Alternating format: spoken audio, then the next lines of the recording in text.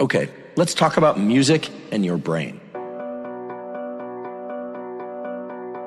And to start off, I just want to take a step back and acknowledge something that is absolutely remarkable about music, which is, if you think about language, I could describe to you a glass. I could describe to you an apple. I could describe to you a story. I could describe to you a face.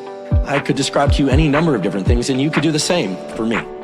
Language is essentially infinite in the number of things that it can explain and the ways that it can explain it.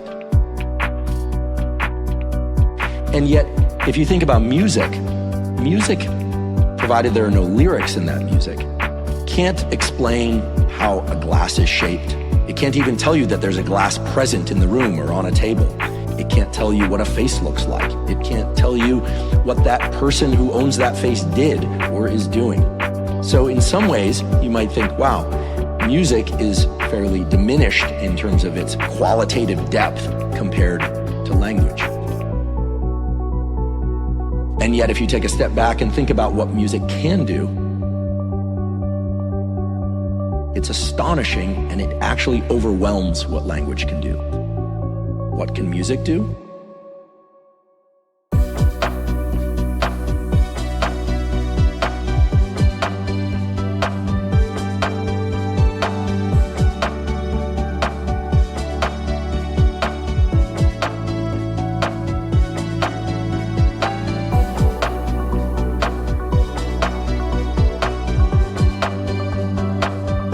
Music can be used to convey a sense of longing, a sense of nostalgia, a sense of delight, a sense of awe, and on and on. So whereas music can't describe nouns very well, it can beautifully describe emotions.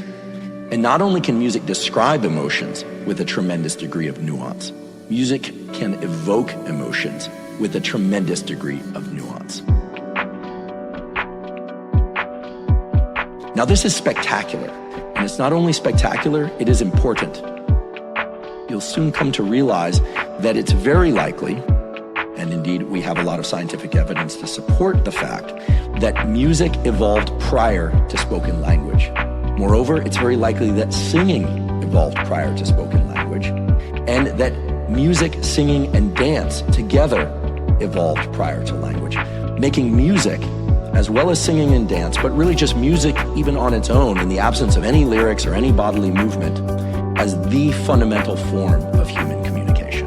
Indeed, music can evoke empathy. Again, we're talking about music in the absence of any lyrics. And when I say music can evoke empathy, I'm not talking about the sort of empathy where you look at somebody and nod and understand, so-called cognitive empathy, which is important, by the way, in relational dynamics, or emotional empathy, where you're actually feeling what the other person is feeling, but of course, you never really know what somebody else is feeling. How could you?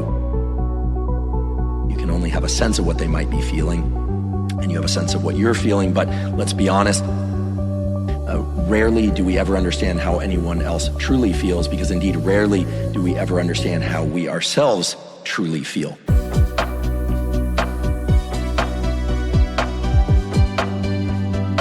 And certainly with language, it's very hard to explain our feelings with words in a way that can convey the way that we feel with the kind of nuance that represents our own reality. Even in a state of extreme happiness or extreme sadness, words fall short of explaining how we feel inside. And yet, as I mentioned earlier, music not only can describe emotions, it can evoke emotions within us. And in doing so, it can evoke emotions that give us a sense of empathy for the person playing the music or simply for others in the world.